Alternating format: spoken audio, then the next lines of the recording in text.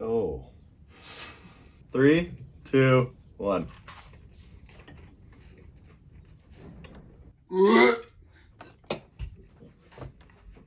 Oh, God.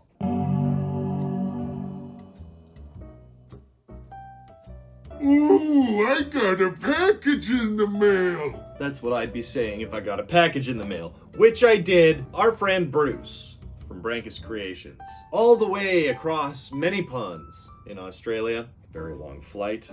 Hey. Anyway, in this box was, I just realized I didn't shave. Anyway, in this box was some pretty cool stuff. Bruce had been working on a logic board for us. I'm talking about the logic board for the Macintosh Color Classic, or should I say Color Classic, as it does not have a Canadian spelling. And we've got it all wrapped up in plastic here, so we're ready to dig in.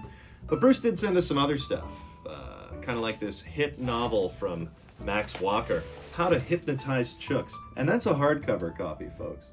Kind of looks like an older version of my friend Garrett. Bruce also sent some other cool stuff that I hadn't seen in Canada before. Okay, first of all, Bruce, what have you done? Burger rings with Big Burger taste. Tim Tam Deluxe salted caramel brownie flavor. Oh my God, this looks amazing. A crunchy, well, we got crunchies in Canada. Thank you very much, Bruce. Always cut toward your groin. Faux, or pho. This is Vegemite. The silly name is part of a stupid marketing campaign. How to hypnotize chooks and other great yarns. Oh my God. Dear Dan, be your own boss. Have you heard of Amway? And here's the board, I think. Oh, and some Branchus Creations buttons. How cool. Wicked. Well, thank you so much, Bruce. Okay, there's a Mac Color Classic, or should I say, Color. Here's the board we just got back. And here's the board that I have in my other Color Classics. As you can see, we have probably additional RAM and, is that cache? What we're going to do is first test this board that we at least assumed was working and knew it to work. And then we'll try the one that Bruce sent back. So, first up, here we go.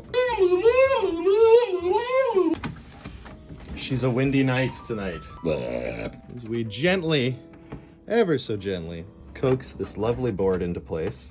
Sometimes gently can be too gentle. As the French might say, gentil! Oh God, I've had way too much caffeine today. Okay, we're basically ready to go. Power's on, everything's plugged in, but we are missing one thing that we need to make this a true YouTube tech video, and that is this fake IKEA plant, the specific IKEA plant. We're gonna spice it up with an iPod though. And if you don't mind, that's nice.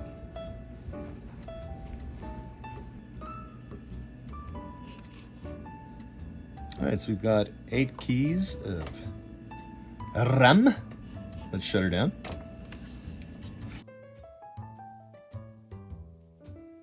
Okay, so just to confirm, I am a fool, and this is VRAM, not cache. I think I need to go to the washroom. All right, everything I found online says it needs RAM but not VRAM, and there is, in fact, soldered onboard RAM, so let's try this out. All right, folks, before I end up going to the bathroom, we have power. Oh, there it is. Sounds good. Looks good so far. Yeah, well, we don't have a PRAM battery, so that's expected. Dare I say, both worked. So now what we're gonna do is swap the RAM and VRAM into the other board. Okay, everything in place. Let's give it a try. Power. And power. All right, so now we're showing 8K. Shall we clean her up or what? So then I'm like, yeah, I fed my cat the other day and she threw up like 10 minutes later. And now there's what looks like a giant beaver tail on the floor. And then they were like, sir, this is a Wendy's. let's put this down on a piece of cloth. Gotta keep yourself with a piece of cloth.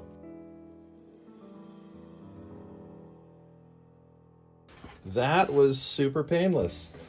Sometimes these can have a really tight fit. So luckily this thing looks pretty clean. It must have been used in a pretty clean environment, because I don't know, I don't really suspect anyone was cleaning these things out.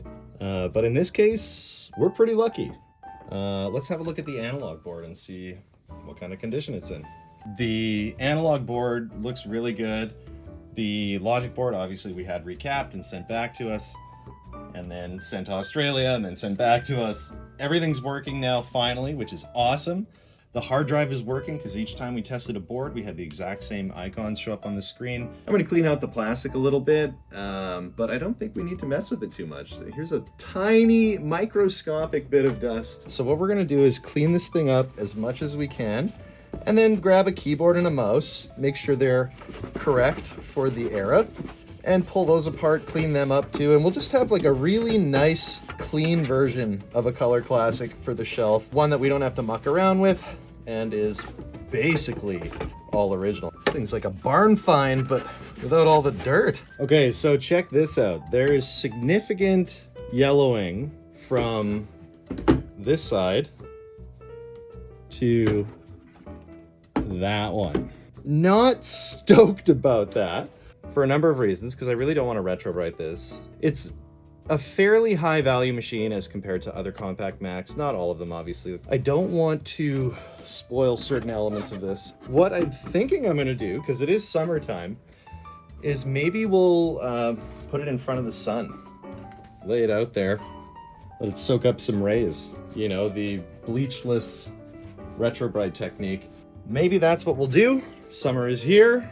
We'll stick this thing out there, but for now, we've got a couple things we need to look at. Now, next thing I notice is there's actually a very fine layer of crud right here along the bezel, right along the edge of where the case comes together. So let's try and get that out. Blech, look at that. That's disgusting. You think that's dust, or do you think that's finger juice? Okay, this is basically good to go now. I think the last thing I want to do is just blow some air through the fan and out the back vents, and then we'll move on to blowing some air through this thing.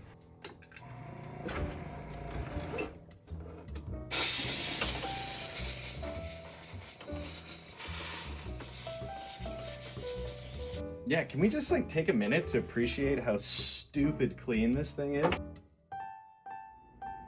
You know, it's funny, when I look at the design of this thing, it always reminds me of a shuttle launch. It's like a spaceship that's sitting in the rigging, ready to blast off into space, I guess. Where else would it go? Narnia?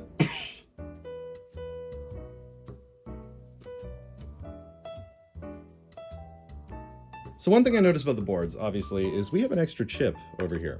We'll figure that out later. But for now, because it does have the extra chip, let's go with that board. It's the one that just arrived from Australia. And we're gonna move the battery over there. Foreshadowing. And let's slide this bad girl into her new permanent home. Ever so gently. Okay, that's in place. Let's grab our backplate. Now here's a hot tip sponsored by Mr. Fahrenheit. These tabs break very easily due to the age and type of plastic that they're made out of. So if you can gently convince them with a flathead screwdriver before you get them all the way in, that should do it nice and safely. Okay, so this thing just kind of needed a wipe down, kind of like me most mornings. But beyond that, it wasn't too dirty. There's just a bit of dust. Okie dokie. We got everything we need. So let's start cracking into this crap, am I right? Let's check out this crap! Well, crap might be a bit of a harsh word, but the work we're doing is crap. Well, it's tedious. Keyboard cleanup is a lot, because you have to pull off every key, clean them individually, dry them out, and then put them back on. So let's take a bit of a break. Stasis here. My brother stopped by today so that we could film something real quick, right in between us cleaning up that keyboard. And I thought, why not dip into the Vegemite sent to us by Bruce. Bruce said to put butter on the toast first. I don't do butter, so we're just gonna go straight to the Vegemite. Let's crack it open. Let's give it a smell first, too. Like wine. We gotta sense the tannins. Oh, you know what? It reminds me a bit of like Nutella if you took all the sugar out of it.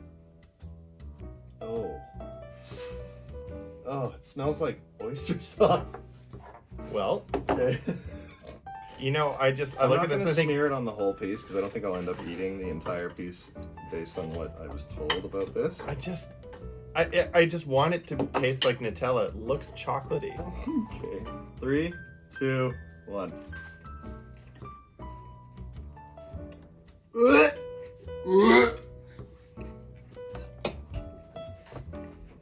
Oh, God. Oh. Well, I can see why you'd want some butter with that, though. Dan's not having a good time.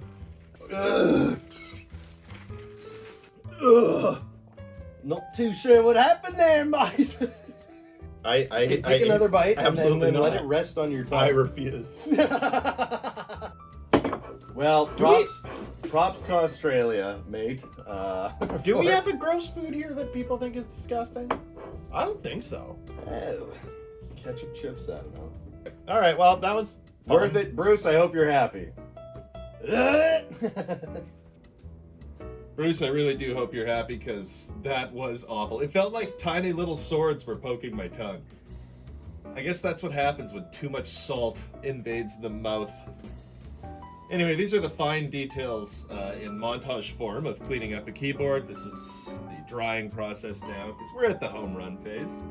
Almost at the point that looks best on camera, but we're going to dig a little bit deeper this time, open up the frame of the keyboard, just make sure there's not a lot of dirt in there. And actually, it was surprisingly clean, much like the rest of this Color Classic.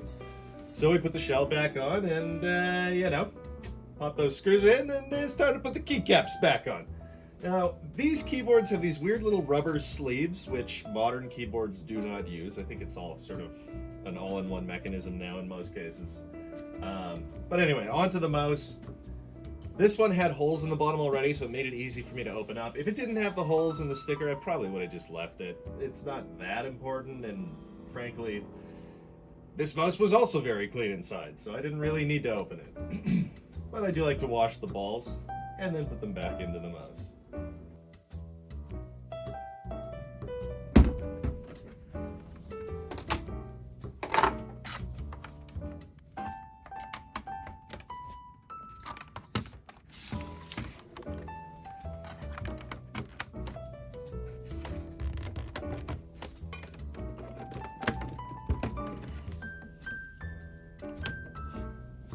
Alright, gang, that's one clean Color Classic, if you had to ask me. And, you do.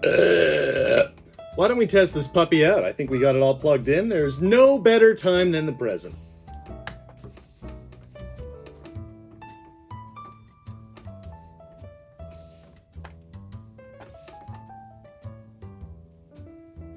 Okay. We are getting a CRT sound, so I think the computer is live. Just wonder if perhaps taking apart the keyboard did something. Let's try reseating the board. Chairman of the board, am I right? Hello, time for a reseat. Reef on my chain and I'm upping my heat on you. Let's try the other board then. Oh, God, that hurt. Okay, so obviously this is a big disappointment. I had been working on this all week. It was working when I put it away, at least I thought. And now here we are the night before I'm supposed to edit and it doesn't want to turn on. So I'm trying everything. I'm trying different keyboards. I'm swapping pieces off the logic boards. And you know how I mentioned foreshadowing earlier? Well, check this out. Okay, let's try this one more time. If it doesn't work, we're going to take this battery off.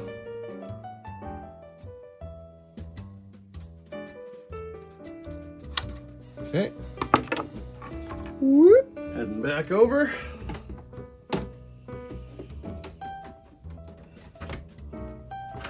Now this boots without the battery, which, you know, the other one was doing. we'll just leave it out, because who cares if the clock is not accurate? I'm not using this daily. In fact, I use it rarely. Here we go. Power on. We got CRT. Let's see what happens.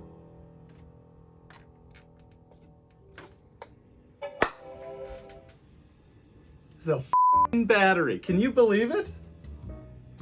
I'm gonna have some words with that battery. Well, gang, there you have it. Don't put a PRAM battery in your Color Classic. Let's hear this kitten purr. Oh, God.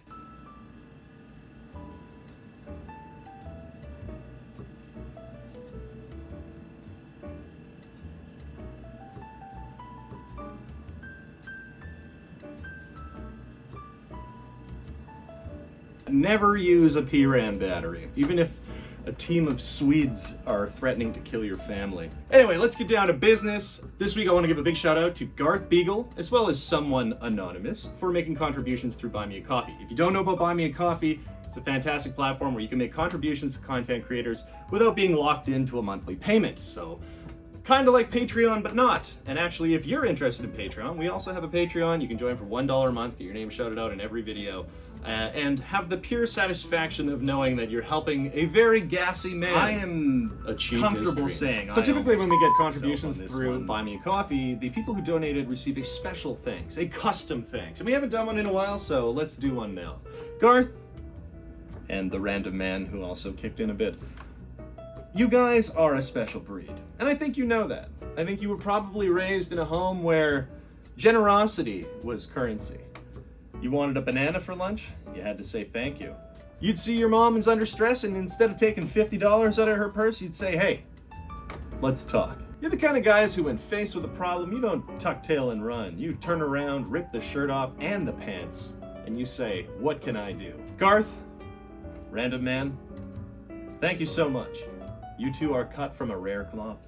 You breathe rare air. And when you diarrhea, we want to give a special shout out to our patrons, because for the $1 a month, they do deserve to have their name in the credits. So let's give a big shout out to MrLimePlayz, Jerry Stoner, Branchus Creations, Evan Grill, SKLINK, Charlie from Oz, Larry Collins, Justin Morgan, Ron's Computer Videos, SShrek or Shrek, Dave's Vintage Apple Tech, Trina Conrad, Garth Beagle, Mac84, and Ethan Palomero. The OG.